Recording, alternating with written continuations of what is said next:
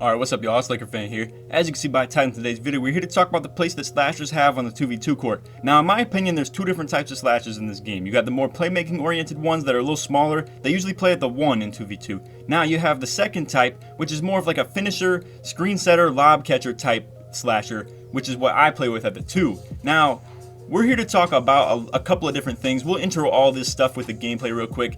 First of all, we got a pretty, casual meta lineup where it's the playmaking shot creator at the 1, glass lock at the 2, casual legend gameplay. I know, no mention of that in the title or the intro, but anyway, I want to talk about our lineup real quick. Now you saw they have, like I said, a pretty meta lineup where it's the rim sharp at the 2. It's going to make it hard for me to finish, so me as a slasher is a little bit less effective. Now, again, that's why me at the 2 equals I need to be able to set good screens, be able to take advantage of their low defensive point guard, and, force the slower guy on the backside to step up. Now, what I love about this lineup, as you can see right here that I'm talking about, we got Cook on a two-way sharp with shot creator takeover, and then me with the finisher. Now, here's what we work a lot. Cook has a very unique ability with this two-way sharp to actually work this mid-range quite a bit, and you're going to see it moving forward in this game. And again, the shot creator takeover is a big-time thing as well. Now, again, what we're here to talk about is me using my speed to take advantage of this guy. You're going to see me as a lob threat as well.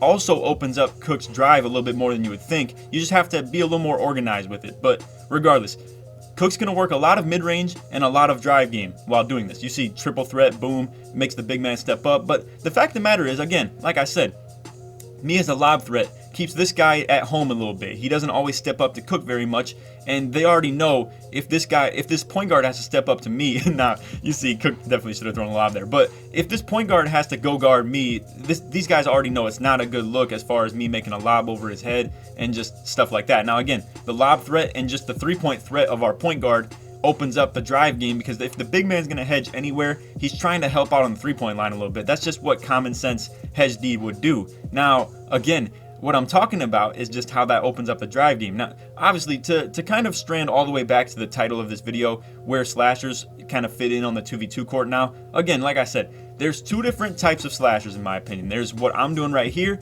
and then there's the ball handler ones that I'm talking about. Now, in the second game, you're going to see me go away from the screen game a little bit and go more for like the slashing ability, just at the fact that they have a smaller player at the 2 and obviously less defensive badges than a whole, legend rim sharp with 35 defensive badges. But anyway, long story short, this gameplay of the video right here is all just to talk about me utilizing my speed, and that's the only way I can finish, because at the end of the day, they have a very big dude who has really good defensive badges, like I said, a lot of them too, where it's going to make it a lot harder for me to finish on this guy. So I have to rely on my teammate a lot more. At the end of the day, you cannot win this game without a good team, bro, especially even on 2v2. I mean, you still need a good duo and a good partner. I would be nowhere without a good point guard, because at the end of the day, what that ends up me doing is just constantly, taking it in on a tall defender with great interior defense, and that's just not going to work at the end of the day. Now, again, when they have a lot less mobility in this pick and roll, and you see Cook throws up some BS right there, but when they have a lot less mobility in this pick and roll, that's when I need a good point guard to stretch out the pick and roll, so the big man has to jump out to him quite a bit. Again, you see, I mean, he's still stepping out, so that's good instances of when a lob would be open, but you get the deal, how, if there's a bigger, better interior defender, I need a good point guard to be able to stretch out the pick and roll and take advantage of the lack of speed that this guy has at the 2. Now, in the second game, like I said, you're going to go ahead and see where they have a smaller guy at the 2, and I take advantage of that in an aspect of the flashy passes, finishing down low, and me just eventually ISOing when I get my slash takeover. Now, you're going to see Cook throw up some more BS in this. Now, this is where I want to tell y'all and stem away from the whole slasher topic. This is where I want to tell y'all. I make this joke all the time when I have my takeover that is basically playmaker takeover, because they're just going to double team me every single time anyway, and I need to just look to pass. Now, you're going to see what Cook does right here. This is what I'm talking about. He needs to realize that like playmaker takeover is essentially a thing. They're going to put more focus on you when you have your takeover on. I understand, like, you're trying to go crazy and like be wild for like possibly a video too, but again, and he understands that too. We've been over this a lot of times where no matter what your takeover is, half the time it's playmaker takeovers because you got to pass anyway. But the fact of the matter is, your teammate will probably be wide open too, just at the fact of how much more they focus on you on defense and force you to pass because they know you're looking to score. So anyway, they get the ball back here. This is honestly a dangerous thing to do too. You never know on 2v2, and that's why you can't really play around with people very much on 2s. But thankfully he misses. I get my takeover, and now this is when I'm telling him to clear out. Now, again, this is where, like I said, sometimes this is playmaker takeover. Look at how this dude's now. With a slasher, it can get a little dicey because this dude's trying to bait me. As you can see, he's trying to play the lane while still being around me for the finish. The difference is, obviously, that guy's not going to make too much of an impact at the rim when I'm trying to finish because he's just very small and can't really do anything about it. Now, we get that at 25%. But like I said, we're going to transition to the second game. Now, I want to go ahead and show you that this was actually, in coincidence, I'm going to go ahead and just fast forward through this because, like I said, in coincidence to, the title of this video, boom, we got literally like the very next game. So as you can see, we're going to play these guys right here. I'll make the cut later in the video since this is on a different clip. But anyway, what their lineup is right here, they have more of an ISO-oriented lineup. You see they got the slashing playmaker, the pure playmaker with slash takeover. So that's exactly what I'm talking about. That smaller version of the slash-oriented builds that ISO a lot and still have the ability to shoot. And then you can see they have a smaller build at the 2, rebounding wing. Now, again, we got the same lineup right here, two-way sharp with the finisher. So, as you can tell with this lineup, this is where we already know what we're facing here. So this is when I'm trying to be in attack mode more. So you see, this is what I do consistently. I sit on that wing. If they play the lane too tight, I go for the lob. If they don't play me tight at all, we use the flashy passes. Now, the flashy passer is a weapon in this game, all right? Now, you can see, again, they're pressing me super tight off that double team, and this is where we make a couple adjustments. Now right here, again, I'm getting clamped up. It's simple as that. And this is where Cook runs out of time. Boom, we got to make something happen. And this is where, a lot of people say like, oh, that's the slasher bailout. It takes no skill. This is the thing, y'all.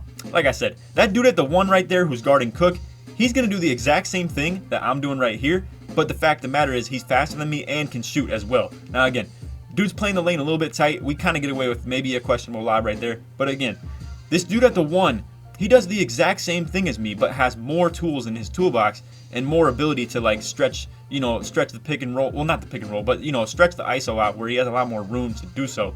So right here, again, I'm just not passing enough. This is like the fact of the matter and what you have to face as a slasher. Again, I know I'm making mistakes in this video. It's not the by far cleanest thing. But again, we're here to kind of talk about the versatility that a build like mine would have, where you see, we're going for these flashy passes. He gets it off, and I get a really good, easy take at the hoop. Now, this is where I could have saved up for team takeover.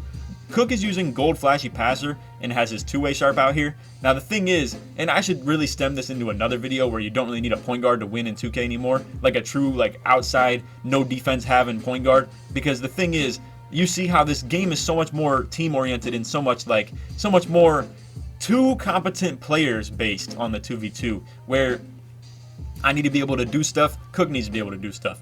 In situations like this, it'd be really hard to run pick and roll. They got a really fast point guard with great speed. They got a really fast big man, and it'd just be tough to really like get anywhere with pick and roll. Now this is where, again, I'm taking advantage of his lack of interior defense. Not that he has bad interior defense, but he's just a little bit smaller, and it's a lot easier to finish as a slasher. And at times I may sound a bit hypocritical because I tell y'all to make these 6'8" and 6'9" bigs in my top 5 big men builds videos. And the thing is, you don't run into people who do what I do very often. I don't want to sound boasting. A lot of times I like to keep it humble. Y'all be telling me to, just put it out there and, flex a little bit more often. But like I said, I like to keep it humble a lot. But I will say, you don't see a lot of people do what I do at the 2. I will just put it like that. Like, you don't see a lot of people doing this stuff that I'm doing right here. And that's why it's not considered meta and it's not considered even comp. And at the end of the day, a lot of people say it takes no skill. This is the thing, y'all. Like I said, if it was easy, everybody would do it. That's how I'm gonna put it. Like I said, the dude at the 1, this XO40 guy, he literally has the ability to do what I do. A little bit less finishing ability, don't get me wrong, but he literally has the ability to do what I do, except to be able to pull from right here while people are like disrespecting his jumper. Fact of the matter is, I have to find ways to get into the hoop and score efficiently, and it's not always easy to do that and just go 8 for 9 no matter who the defender is. That's just what I'd like to put out there. Now, again, while I do want to say that, I will say there are, great instances like I'm trying to highlight in this video where, there's pros and cons to each of them, whether it be the build that the guy at the 1 brought in or, the build that I brought at the 2.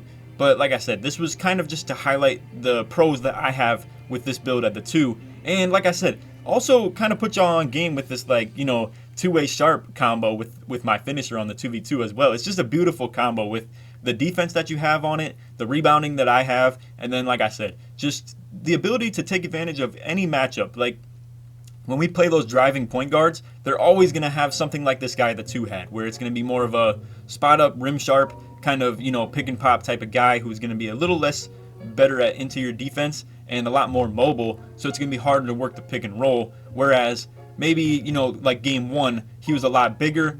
It makes it a lot easier on us to run the pick and roll. You need a team, simple as that. And I just want y'all to understand that. You need somebody like Cook who's going to bring, he's going to bring it on both sides of the court, on defense and offense. And while he may not be, you know, a crazy offensive build like a play sharp, at least the build brings great defense. You can have the confidence in your build to be able to try to finish. And when you don't finish every single time, 8 for 8 or 8 for 9 like I did in this game, you still have the ability to get the ball back, and that's what's also important on this 2v2 stuff. So anyway, long story short, to wrap it all up, slashers bring good defense, they bring a lot of mobility, whether that be great defense at the 1 or great defense at the 2, and you just need good teammates that kind of fit the mold around it. So that's what I want y'all to understand with this video. But anyway, other than that, I hope y'all enjoyed the video. If you did, feel free to drop a like, sub if you're new, turn on them noties, all that good stuff. If you made it to the end of the video, put Slasher Gang in the comments, or just Slasher, whichever you feel.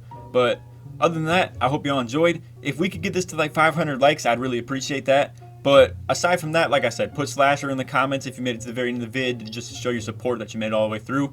And other than that, hope y'all enjoyed. Take it easy, man. Peace.